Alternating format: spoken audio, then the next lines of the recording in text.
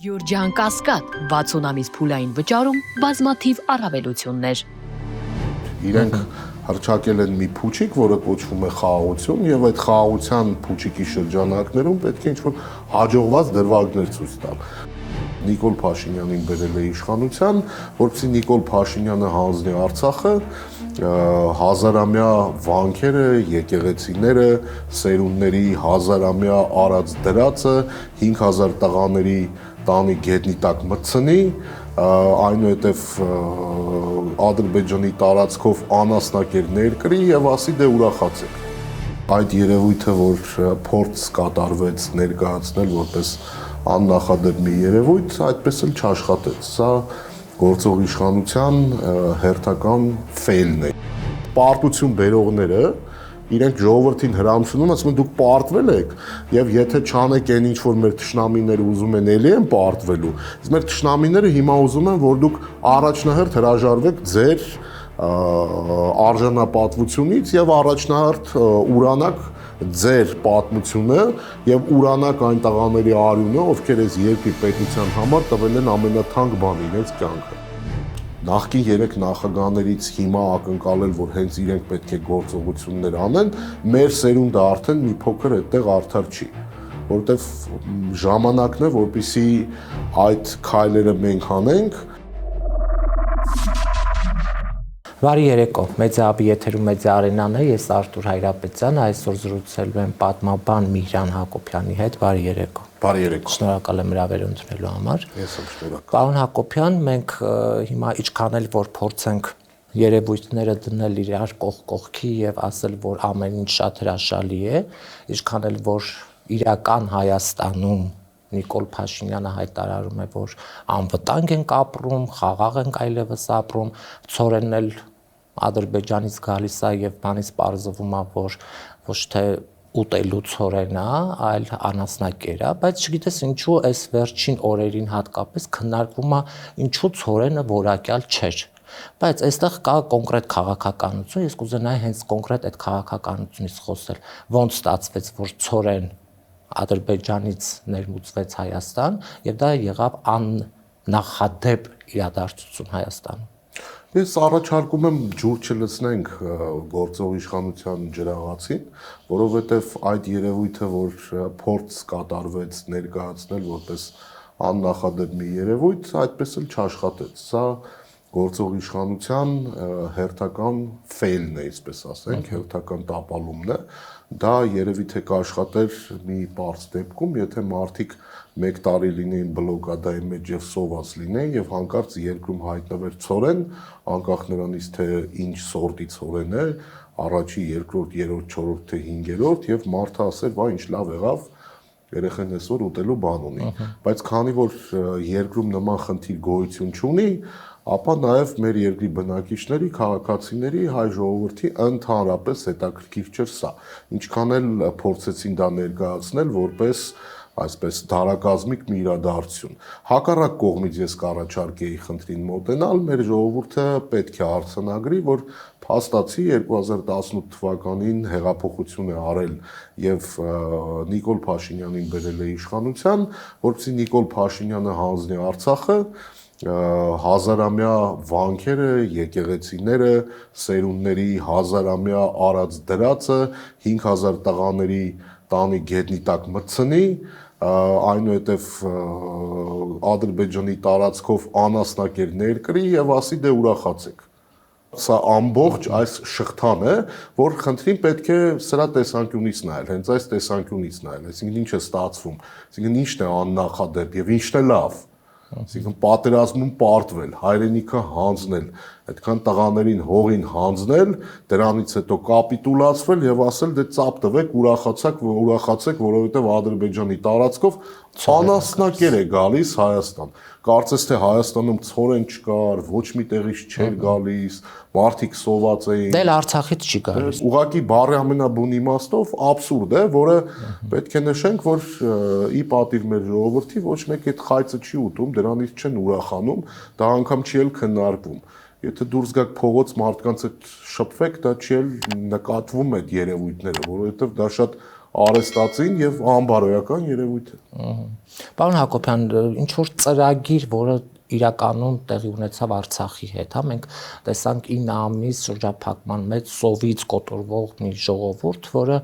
այո, այնտեղ էլ հա փորձեց Ադրբեջանը բեռներ փորձել ներս տեղափոխել Արցախ, բայց մենք տեսանք Արցախի ժողովուրդը թույլ չտվեց, հա, այդ բեռները ներս մտնելու։ Իրենք հիմնականում ինչ հարց են լուծում այդ դեպքում, հա, երբ որ իրենք փորձեցին Արցախ բեռներ մտցնել եւ արցախցիները թույլ չտվեցին, հիմա անում են նույնը կարծես Հայաստանում։ Այնտեղ իրենք հասկանում են Արցախահայությունը հասկանում էր թե ինչա կատարվում իրականում, որովհետեւ Ադրբեջանը համարում էր, որ իր ժողովրդին է ուղարկում այդ բեռները, չէր ասում արցախցիներին է ուղարկում։ Հիմա նույնը կարծես կատարվում է այստեղ, հա։ Այդ նմանությունը ծրագիրը մի փոքր այլ տեսանկյունից նորից կառաջարկի խնդիրը դիտարկել,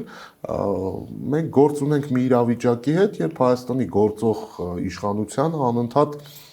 անգլերեն ասած success story-ներ են պետք, հա, հաջողված պատմություններ։ Իրենք հռչակել են մի փուչիկ, որը կոչվում է խաղաղություն, եւ այդ խաղաղության փուչիկի շրջանակներում պետք է ինչ-որ հաջողված դրվագներ ցույց տալ։ Դուք հաջողված դրվագներից մեկը Ադրբեջանի տարածքով Հայաստան ցորեն անասնակեր կամ չգիտեմ, կաղա վաղը պամպերսներ գրվի օրինակ էլի, սրանցից մեկն է, բայց քանի որ մարդիկ շատ լավ հասկանում են ինչի հետ գործ ունեն եւ այսօր էլ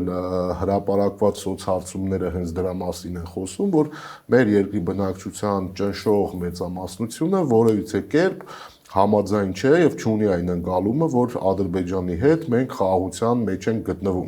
եւ սա խաղաղություն է։ Ավելին շատ այսպես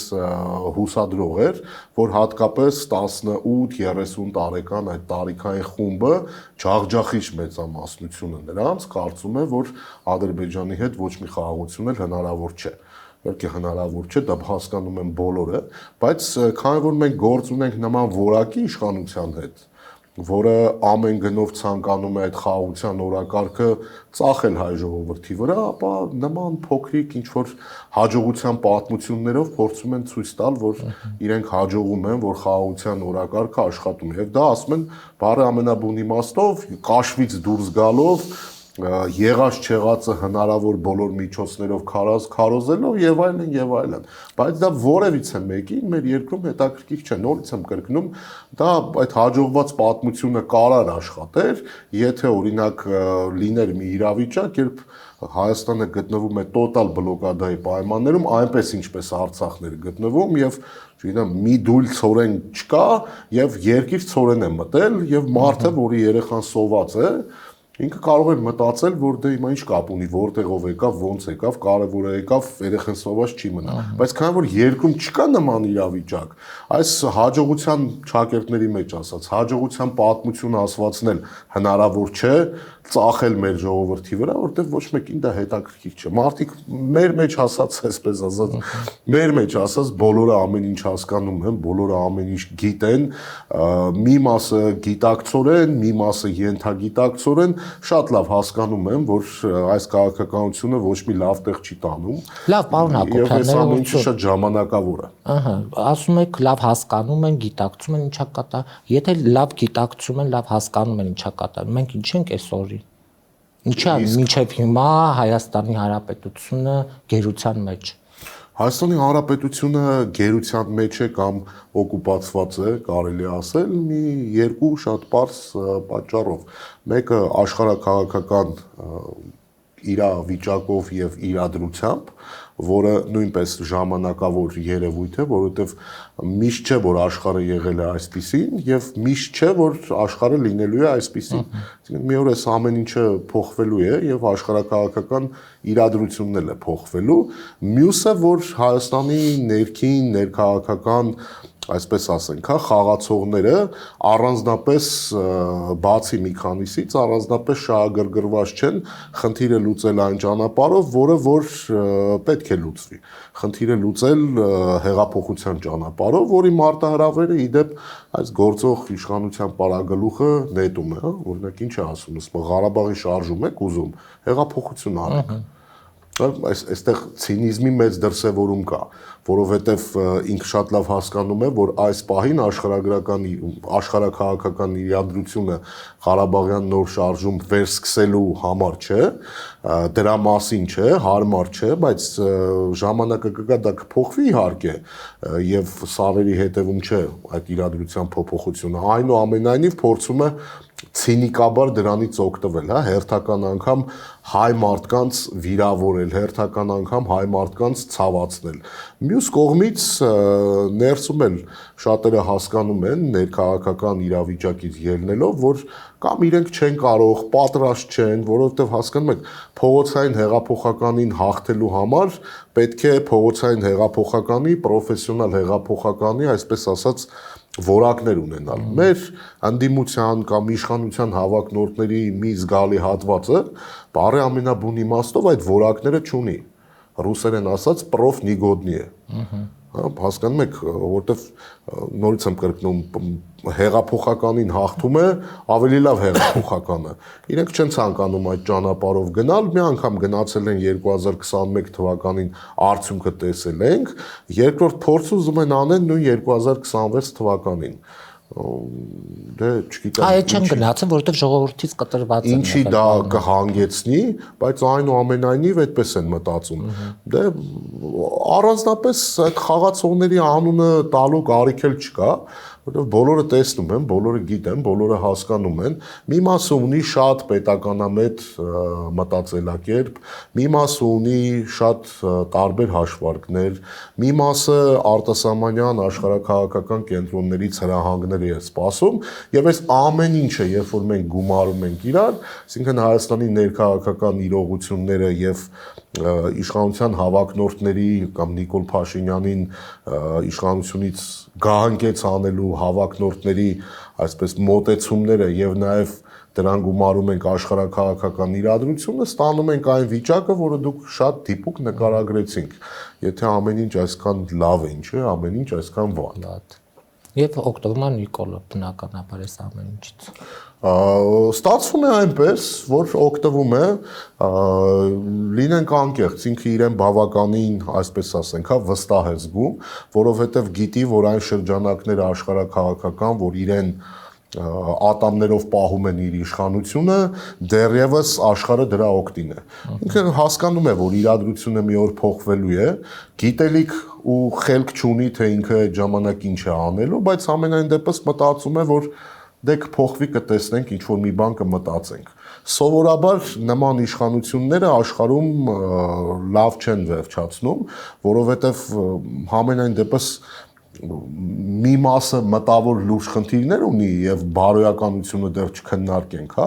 բայց մի մասն էլ ես չեմ կասկածում, որ իրենք շատ լավ հասկանում են, թե ինչի հետ գործ ունեն եւ ինչպես են ավարտելու, որովհետեւ մարդկության պատմությունը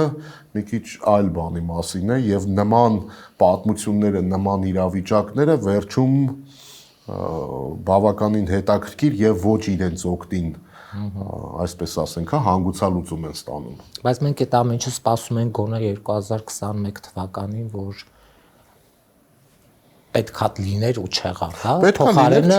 վերընտրվեց։ Մենք ռետրոսպեկտիվայով կարող ենք քննարկել, հետադարձ հայացք ներկայացնել գցելով, թե ով ինչպես վարվեց, ով ինչ էր ասում, ով ինչի էր հավակնում, ով ինչ էր ցանկանում, վերջում ինչ ստացվեց, բայց չեմ կարծում այս պահի դրությամբ դա շատ օգտակար է։ Ապագայում պատմաբանները քննարկելու են այդ խնդիրները եւ լավը այն է, որ այնքան փաստ կա, որ դա անգամ պատմիչների խնդիր չի, հա, դա արդեն պատմագիտության խնդիր է եւ պատմագիտությունը վեր է հանելու այն ամբողջ պատմությունը, այն ամբողջ դավաճանությունը, այն ամբողջ ռուսերեն ասած զագվռը, որ տեղի ունեցավ նույն 2021 թվականին, որի դառը պտուղները մենք մինչև այսօր ազգովի հայ մարդկանցով քաղում ենք։ Բայց պետք է մի կարևոր, այսպես ասենք, հա, արձանագրում անել, չհանձնվել, չհուսահատվել եւ չհուսալքվել։ Պետք է արձանագրել, որ Նիկոլ Փաշինյանը եւ նրա խմբակը իշխանությունից հեռացվելու են, դա կլինի 2025 թվականին, 26 թվականին, 27 թվականին, թե 37 թվականին, էական չէ։ Մենք պայքարելու այդքան ժամանակ ունենք, այդքան ռեսուրս ունենք եւ մենք մեր ուզածին հասնելու ենք, իրեն պետք է իշխանությունից հանել եւ իրենց պետք է իր այդ հանցավոր խմբակին կանգնացնել դատարանի առաջ։ Իրենք պետք է հատուցեն այն ամենի համար, ինչ այս ժողովրդի գլխին բերել են, ինչ այս երկրի համար բերել են։ Ոչ թե դա նրա համար չի, ես էմոցիաներ չունեմ, ոչ մեկի ոչ լավ իրանցից ոչ լավն եմ ցանկանում, ոչ վատն եմ ցանկանում։ Իրենք իմ համար անձնապես, մեռած մարդիկ են, բարի ամենաբուն իմաստով։ Իրանք իմ համար ոչ մի բան են։ Իմ խնդիրը հետևյալն է, որ իրանք պետք է պատասխանատվության ենթարկվեն, որ սերնդեսերունդ բոլորը հիշեն, ով այսպես բան արեց, պատասխանատվությունը, հատուցումը անխուսափելի է։ Սա սերունդների համար է եւ սրանից պետք է դասեր քաղել ու անպայմանորեն այդ խնդիրը լուծել։ Իսկ Հայաստանից մի բան կմնա, դուք ինչ որ այդպես 26, 27, 37 Դե մեր խոսակցությունը հիմա շատ абստրակտ է, հա, ես պատահական չեմ ասում 25 թվականին, 26 թվականին, թե 37 թվականին։ Դա абստրակտ է, մենք չենք իմանում անգամ մի շաբաթ հետո ինչ կլինի, ուր մնաց կանխատեսումներ անենք 2026 թվականի կամ առավել եւս 2037 թվականի։ Ինչ եմ ասում 2037 թվականին, որովհետեւ Նիկոլ Փաշինյանը եւ նրա խմբակը պետք է իմանան, որ իրեն պատասխանատվության ենթարկելու ցանկություն ունեցողները այդքան կամք ունեն եւ այդքան հույս ունեն, այդքան չհուսալքված են, որ եթե պետք լինի մինչեւ 2037 էլ մնալու են այս երկրում ու տեսնելու են թե իրենք ոնց են պատասխանատվություն ենթարկվում։ Դրա համար զուտ 2037 թվականը պայմանական ինչ որ թվական է, կարելի է անգամ ասել 2047 թվական։ Չգիտեմ ֆիզիկապես հիմա եթե հաշվենք այդքան կարող են ապրել զուտ բիոլոգիական տեսանկյունից թե չէ, բայց ամեն դեպքում, եկեք տեսնենք, որից կամքը եւ որից այսպես նյարդերն են ավելի ամուր։ Իսկ Հայաստանից կմնա այն, ինչ որ իրադարձությունները կզարգանա եւ մեր ժողովուրդը ինչպիսի եզրահանգում կանի։ Խնդիրը այստեղ այլևս Նիկոլ Փաշինյանի կամ աշխարհաքաղաքական գործոնների մեջ չէ։ Խնդիրն այն է, այս ինչ որ կատարվում է, մեր ժողովուրդը սրան ինչպես է վերաբերվում։ Հայաստանի Հանրապետության բնակչությունը, քաղաքացիները, հայ մարդիկ ինչպես են վերաբերվում, այսպես ասենք անգլերեն, okay են այս ամեն ինչի հետ։ Իրենց ձեռ տալիս է, որ համարյա բաց տեքստով իրենց ասում են ժողովուրդ ջան, դուք պարտվել եք, դուք, այսինքն պարտություն բերողները իրենք ժողովրդին հրամցնում ասում են դուք պարտվել եք եւ եթե չանեք այն ինչ որ մեր թշնամիները ուզում են էլի են պարտվելու իսկ մեր թշնամիները հիմա ուզում են որ դուք առաջնահերթ հրաժարվեք ձեր արժանապատվությունից եւ առաջնահերթ ուրանակ ձեր պատմությունը եւ ուրանակ այն տղաների արյունը ովքեր այս երկրի պետության համար տվել են ամենաթանկ բանը իրենց կյանքը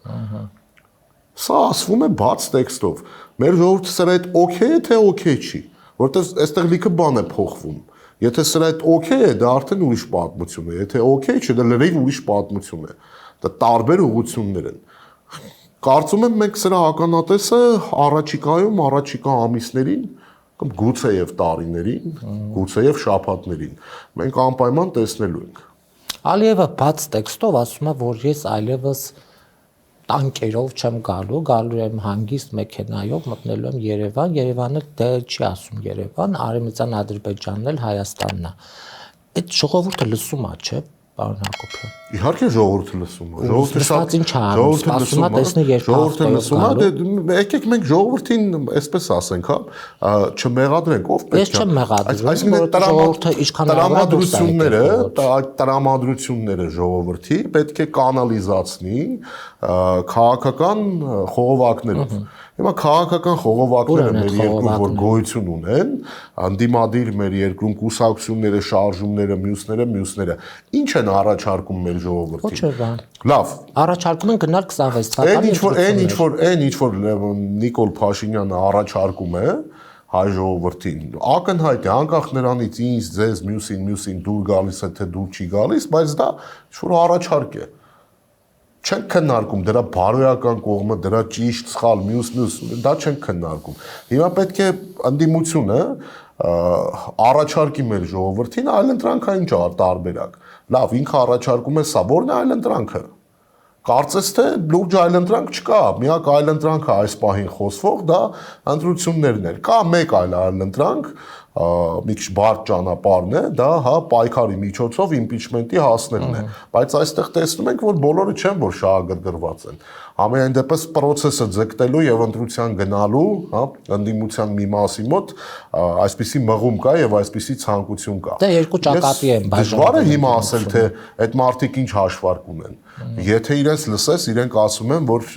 գիտեք ոնց սոցիոլոգիան ցույց է տալիս, որ հնարավոր է հարցը լուծել ընտրությունների ճանապարհով։ Բայց այստեղ երկու հարց է առաջանում։ Առաջինը ինչի 21 թվականին նույն բանն էիք ասում, բայց տեղի ունեցավ ճիշտ հակառակը, եւ որն է երաշխիքը, որ հիմա կհաջողեք, երկրորդ տարբերակը դա այն է, որ երկրորդ մասը, այս խնդրի։ Իսկ մինչև ընտրություններ այտենց վստահ եք, որ այս երկրից ինչ-որ բան կթողի Նիկոլ Փաշինյանը։ Չեք նկատել այդ մարդու եւ նրա խմբակի մոտ կա չարացվածություն, մեզանից հետո թեկուզ ջրհեղեղ։ Այդ 2018 թվականի, հասկանում եք, խոսքը դա իրոք ինչ-որ մարգարեական էր, կամ ես վարչապետ կլինեմ, կամ Հայաստանը վարչապետ չի ունենա։ Հիմա այս մարդը ասում է կամ ես կլինեմ Հայաստանի վարչապետը, կամ Հայաստանը ընդհանրապես չպետք է լինի։ Մոտեցումը հետևյալն է։ Հիմա թե ոնց կորոշեն, ոնց կպայմանավորվեն, ոնց կբանակցեն, ինչ կլինի, դա ինձ թվում է առաջիկա ժամանակում ես, դուք, մյուսները դրա ականատեսը կլինենք։ Եվ հարցազրույց տվեց երկրորդ, երրորդ նախագահները մեկը մյուսի հետևից։ Ինչի մասին էր այդ հարցազրույցը, որովհետև երբ որ մենք նայում ենք Ռոբերտ Քոչարյանը բազմիցս, հարցազրույցների այսպես շարք ունի, եւ քիչ խոսում էր Սերժ Սարգսյանը, բայց 7 ժամ մարդը խոսեց, բացատրեց, եկավ 90-ականներից մինչև մեր օրեր։ Ինչի մասին էր այս ամեն ինչը, ինչ տվեց մեր հասարակությանը։ Բազմիցս երրորդ նախագահը այդ մասին արտահայտվել էր, որ ժամանակը կգա շատ հարցերի պատասխաններ կուտակված, ես կտամ ուղիղ եթերով։ Դա ինչ տվեց։ Ճիշտ ասած 7 ժամ ես էլ չէի սպասում, որ 7 ժամ հարցազրույց կարող է լինել, բայց ամենայն դեպս մենք տեսանք, որ 7 ժամ հետաքրքիր հարցազրույցեր ու բազմա պրոֆիլ հարցերի հետ կապված։ Շատ հարցերի պարզաբանում տրվեց, որովհետև այս տարիների ընթացքում, հատկապես վերջին 1-2 տարիների ընթացքում շատ այսպես հարցեր են կուտակվել, օրինակ ով բերեց Նիկոլին իշխանությանին հիմարագույն հարց։ Դե դա զավեշտ է, որ ես ու դու գոնե ոչ միայն զավեշտ է, ստացվում է այնպես, որ շատ բոլորին հետաքրքրող հարց է դարել, թե ով բերեց Նիկոլին, բայց ոչ մեկի կարծես հետաքրքիր չէ քաղաքական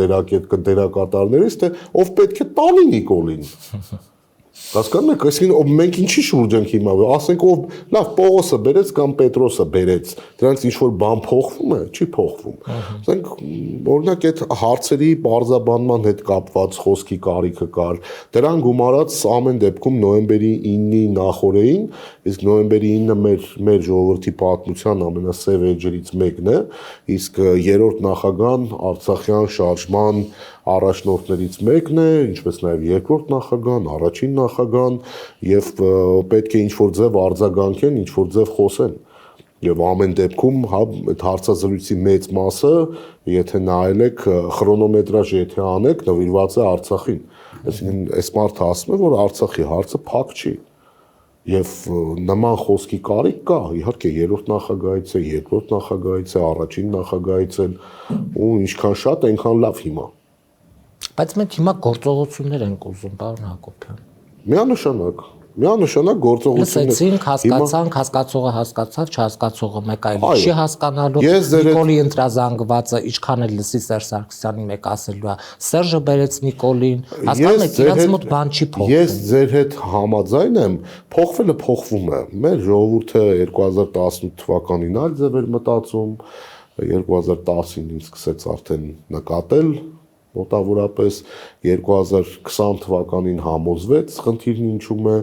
2021-ին այլ ձև էր մտածում, հիմա այլ ձև է մտածում, այսինքն ինչ որ հարցերի պարզաբանման համար անհրաժեշտ է ժամանակ եւ ժամանակի տեսանկյունից շատ կարեւոր է, որ օրինակ երրորդ նախագահան որպես քաղաքական գործիչ, որպես այս երկիրը 10 տարի ղեկավարած մարդ, որպես Արցախյան ազատամարտում հաղթած պաշտպանության նախարար խոսք ասի, դա շատ կարևոր է։ Մյուս մասով իհարկե ես ձեր հետ համաձայն եմ, մյուս մասով արդեն պետք է գործողություններ եւ այդ գործողությունները կներեք մի քիչ մենք երևի թե այստեղ արդար չենք, որ շատերը գործողությունները ակնկալում են առաջին նախագահից, երկրորդ նախագահից, երրորդ նախագահից։ Ես իհարկե հասկանում եմ եւ տեսնում եմ, որ երկրորդ նախագահն էլ, երրորդ նախագահն էլ ֆիզիկապես ունակ են եւ ֆիզիկապես շարքերում են, թե ֆիզիկապես, թե մտավոր առումով։ Առաջին նախագահի մասով, հա, պարզ է ակնհայտ է, որ նախագահ Տեր-Պետրոսյանը մի փոքր տարիքն առել է, բայց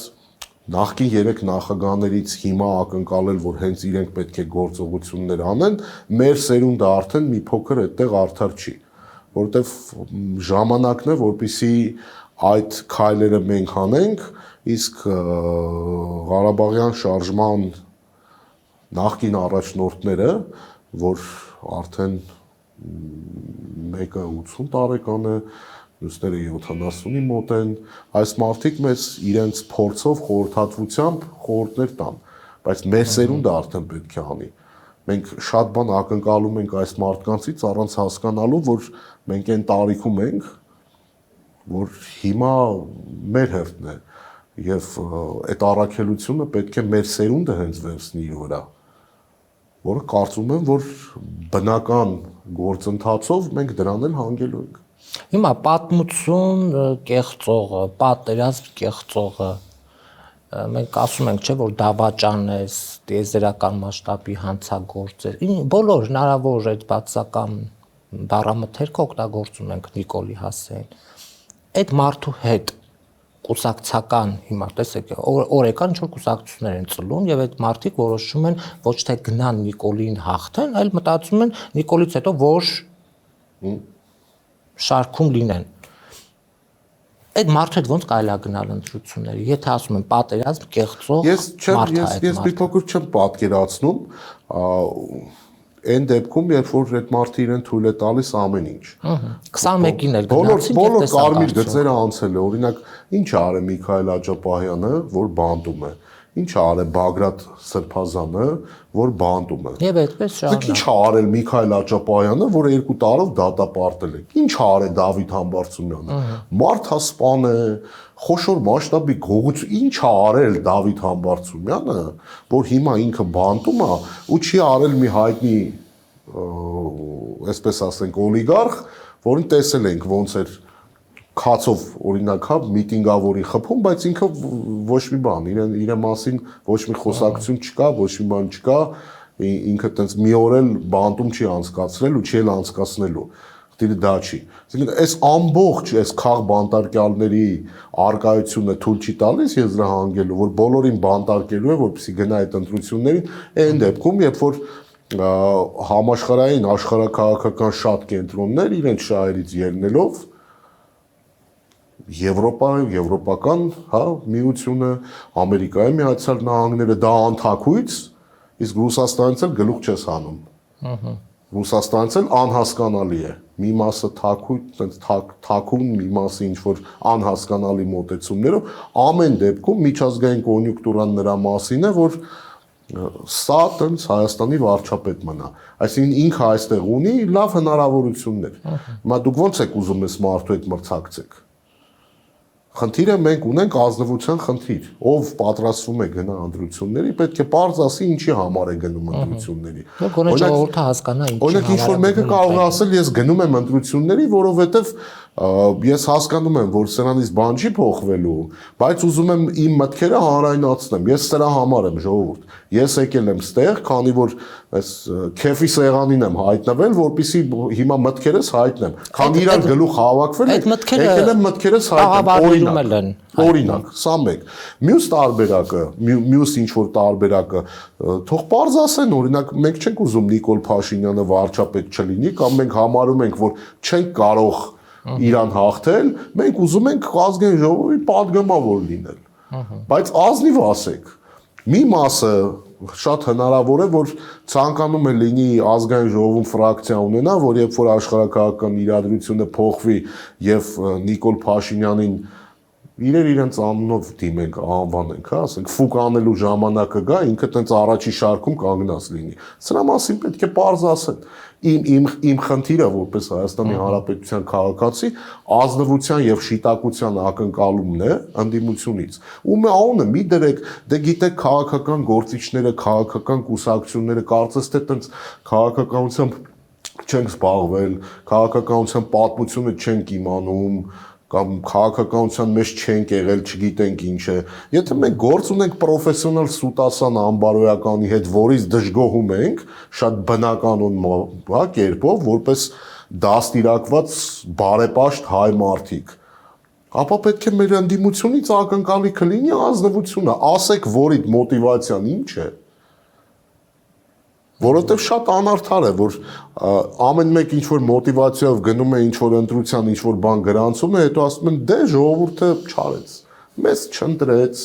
իսկ դու ինչ արեցիր, որ քեզ ընտրեն։ Դե միտինգ արեցի, ժողովուրդը չեկավ։ Հետո հիմա միտինգ արեցիր, ինչ է, այդ միտինգում ինչ է իրանում, ֆանարիկներով երթ է իրանում։ Ինչի գամ ես քո միտինգին, ինչ անեմ, Երևան քաղաքում տենց խմբակային զբոսանքի մասնակցեմ։ Հենա մենակով կմասնակցեմ կամ ընկերներիս հետ կքայլեմ։ Այսինքն հասկանում եք, այստեղ ժողովրդին մեղադրելը, ամեն ինչ գցելը ժողովրդի վրա, դա իսկական շատ անարդար երևույթ է։ Ու դա շատ սազական է առաջինը հենց Նիկոլ Փաշինյանին։ Սա իրանից են կարծես թե տենց մյուսները սովորում, էլի ամեն ինչ բարդ է։ Ժողովուրդը իհարկե հասկանալի է ինչ է, անանուն, անսեր, անդեմ, հա, այսինքն որ ասում են ժողովուրդ, ի՞նչ է դա։ Ով է ինքը, կարամ զանգեմ, կարամ իմանամ, հասեն գնամ իրանց տուն, ժողովուրդ ինչ է, այսինքն շատ հերթ է, մի հատ հեշտ է, աբստրակտ ինչ որ երևույթի վրա բարդել մի բան,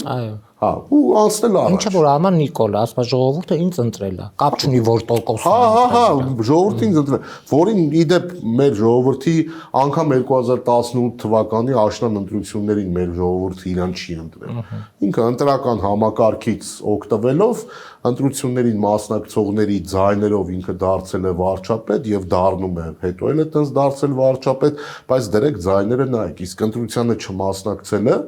դա եւս մասնակցության որոշակի ձև է։ Այդ արդեն ժողովուրդը չի։ Պարոն Հակոբյան, նայեք, Վեհարանի վրա երբ որ հարձակվեցին, իմ մոտ տպավորություն էր, որ հիմա որը գոնե բոլոր եկեղեցիների, չեմ ասում, չասենք ժողովուրդ, ասենք հոտ, ուր էր հավատացյալները չկային, երբ որ Միքայել Աջապայանին տանում էին, եկել էին։ Շատ բարձ բան, այստեղ մենք ունենք շատ բարձ էլի ազնվության խնդիր։ Իսկ եկեղեցու ղեկավարությունը եւ հովվապետ ինքը պետք է ասի, չի ինչ անենք մենք, ես որպես հայ առաքելական եկեղեցու հավատավոր զավակ, կնքված մարդ, ես ինչ պետք է անեմ։ Ձեզ թվում է որ զանգերը հնչեին, պետք է այնտեղ շատ մարդ լիներ։ Այսինքն նախ պետք է այդ կոչը լինի եւ գործողություններ լինի, հա, այսինքն ասեք ինչ անենք։ Հիմա գիտեք կարող է իմ մտքով անցնում է այս բաժակը շուռ տամ։ Ինչ որ մեկ այլ քրիստոնյայի հավատավորի մտքով անցնում է, սեղանը շուռ տա։ Հիմա ամեն մեկս մեր մտածածը որ անենք ուր կհասնի։ Բա ինչա հիերարխիկ կառուցվածք ունի, չէ՞ մեր եկեղեցին։ Մեր եկեղեցին պետքա ասի մենք ինչ անենք, մենք էլ ինչ անենք։ Մենք էլ տենց մեր մտածածով ինչ կարողանում ենք անում ենք։ Դե հիմա եկեղեցին ոչինչ չի ասում, բայց տեսնում ենք որ այսօր էլ 8 հոգի հիմա հայ առաքելական եկեղեցին հրավիրել են քնչական։ Հայ առաքելական եկեղեցին եւ հովվապետը ունեն իրենց մարտավարությունը, այդ մարտավարությամբ առաջ են գնում։ Ինչ կփոխվի այդ մարտավարության մեջ, ես չգիտեմ։ Ինչ-որ կոչերով հանդես կգա եւ անհրաժեշտ կլինի, որ ես ինչ-որ բան անեմ, ես դա պարտավոր եմ անել, որովհետեւ եթե ես հայ առաքելական եկեղեցուց եմ եւ կաթողիկոսը ասում է պետք է այսինչ բան արվի, ես դա պետք է անեմ։ Հակառակ դեպքում ես էլ ինչ հայ առաքելական եկեղեցու հետևորդ, բայց կաթողիկոսը պետք է ասի ինչ ան։ Կարծես թե կաթողիկոսը դեռևս ասում է սադրանքների մի տրվեք, դե փորձում ենք սադրանքների չտրվել։ Հանգստություն, հանդարտություն, բայց դա ում ասում, այն մարդուն, որ Դե պատրաստ է կաթողիկոսին ձերբակալել։ Դա մարտավարություն է, գիտեք, հայ առաքելական եկեղեցին ամենահին հայկական ազգային ինստիտուտն է եւ աշխարհում գոյություն ունեցող կամ երբևիցե գոյություն ունեցած ամենահին ինստիտուցիոնալ հիշողությամբ կառույցներից մեկն է, եթե ոչ առաջի կառույցը։ Հիմա ինստիտուցիոնալ պատմական հիշողություն ունեցող այս կառույցին քննարկել իրենց մարտավարությունը ճիշտ է թե սխալ է, դա երևի վերջում կերևա։ Այս պահի դրությամբ նորից եմ կրկնում, Հովվապետը ոնց ասի, տենց էլ պետք է անենք։ Իսկ Նիկոլի այս բոշայությունը ինչքան կտևի եկեղեցիներից եկեղեցի Կիրակի օրվանից։ Իսկ ինչ անի Նիկոլը։ Նիկոլը այնքան անելու բան չունի, դավաճանի խարանը վրան խփած, մեղրեցիների ասածը վրան խփած, ինքը գիտի ինքը ով է։ Այն սյունած ողջինների տաղեն չի, ինքը շատ լավ գիտի, չէ, ինքը ով է։ Իսկ ինչ անի։ Ինքը շատ պետքա դուրս գա փողոցում նկարի, ասի, ասֆալտ են կարել ժողովուրդ ջան։ Երգի հայրենիքը հանձնել եմ, մարդկանց սպանել եմ, դժբախտացրել եմ, Ալիևի Էրդողանի կոշիկներն եմ լիզում, բայց ասֆալտ եմ անում, հետո անասնակեր եմ ներկրում, հետո պատարակ եմ անում, պսևդո հեղափոխականի, ես այս ամեն ինչը ներկայացնում եմ, հասկանում եմ պսևդո հեղափոխականի հա կերպարի մեջ։ Ինչու պսևդո հեղափոխական, որովհետև չի կարա հեղափոխական իշխանության պարլամենտում գրզոն լինի падգամավոր։ Չի լինում այդպես։ Այսինքն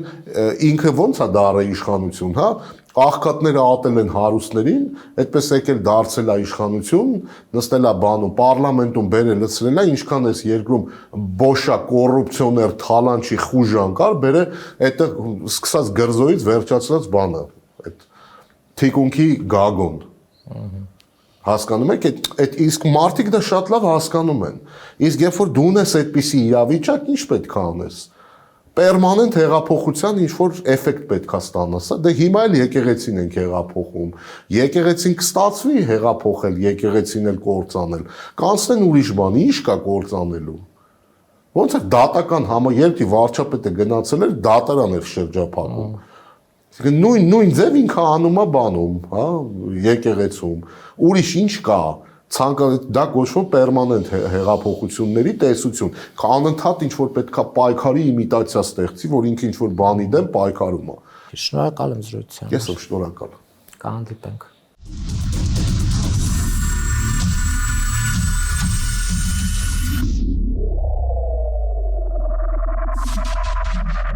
Յուրջան Կասկադ 60 ամիս փուլային վճարում բազմաթիվ առավելություններ։